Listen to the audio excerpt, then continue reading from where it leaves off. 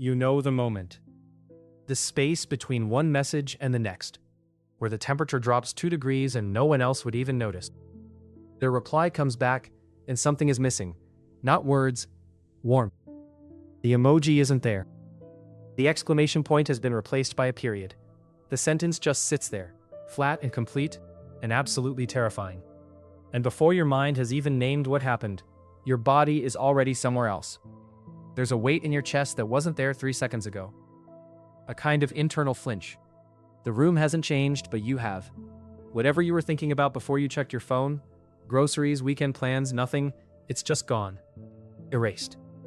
There's only one thought now, and it arrives fully formed, like it had been waiting. What did I do? Then the real work begins. You scroll up, you read your last 5 messages. Then again, slower. You're not reviewing anymore. You're building a case. Prosecutor and defendant in the same body. And the verdict, you'll notice, was decided before you ever opened the chat window. The only question left is what you're guilty of. Too many messages, too few, a word that could have landed wrong, a joke that wasn't actually funny.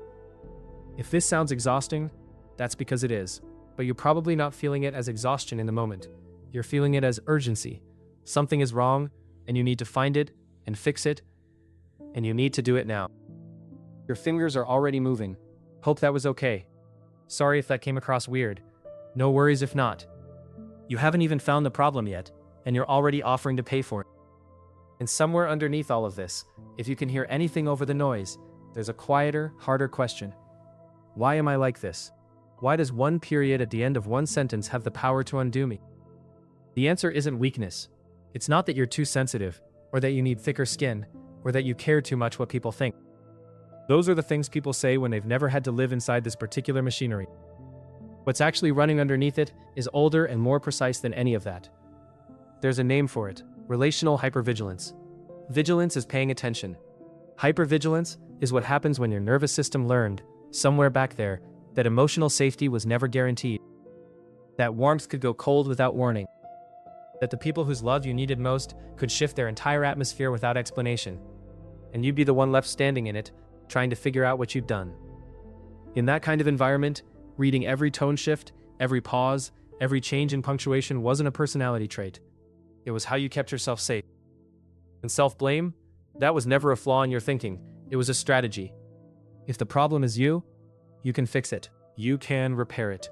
That gave you something to hold on to. A feeling of control in situations where you actually had almost none. It protected you from a much harder truth. That sometimes the people around you changed for reasons that had nothing to do with you.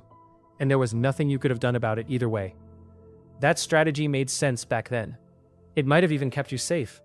But now, it's running in every relationship you have. With your partner, your friends, people who aren't dangerous, people who are just tired or distracted or having a bad day. The machine doesn't know the difference.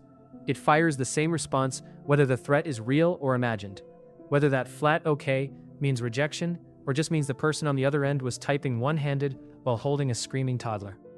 Here's what this actually costs you, and I want to name it plainly, because you've probably felt the weight of it without ever putting words to it. It costs you your own read on a situation. Every cold tone, every delayed reply gets run through the same catastrophic translation, and you lose access to the simpler, truer explanations sitting right there underneath it. You're already carrying responsibility for an atmosphere you didn't create. The quieter, more rational voice, the one that might say maybe they're just busy, gets drowned out by the sound of your own internal review board running its proceedings. And by the time it's done, your shoulders are tight and your jaw aches, and you've solved a problem that was never actually yours to solve. And then there's the deeper cost. Real closeness needs some tolerance for ambiguity, for the moments when someone else's energy doesn't quite match yours, and that's allowed to just be true without meaning anything. When every small mismatch gets treated like a rupture that needs immediate repair, you stop being in relationships and start managing them. You end up performing safety instead of actually feeling it. So here's the shift. Not a fix, not a technique, just a cleaner look at what's actually happening. When someone's tone changes, your alarm system reads that change as a verdict about you. But tone leaks. People's emotional states are leaking out of them constantly, broadcasting on frequencies they barely control themselves. The flat okay might be exhaustion from a fight they had an hour ago. The cold reply might be self-hatred that's been chewing on them all day, with nothing to do with you at all. You are standing in the blast radius of something that was never actually pointed in your direction. Your radar is working. It's picking up something real. Someone's energy did shift. That part is true. But the leap from something changed to it's about me to I am responsible for fixing it, that leap isn't evidence, an interpretation your system learned to make back when the stakes were higher, and the need for control was the only thing standing between you and chaos. What it has always been bad at, and still is knowing where the signal actually came from. It assumes you're the cause, because that assumption once gave you something to do with the fear. But you were often just the first person standing in range when it happened. This doesn't mean you stop caring. It doesn't mean you go cold, or pretend you don't notice when someone's energy shifts. It just means that the next time your stomach drops, and the interrogation starts, and your hand is already moving toward the keyboard to apologize for something you haven't even named yet, you might find a small gap opening up. A pause that wasn't there before. In that pause, you don't have to fix anything. You don't have to silence the alarm. You can just notice it.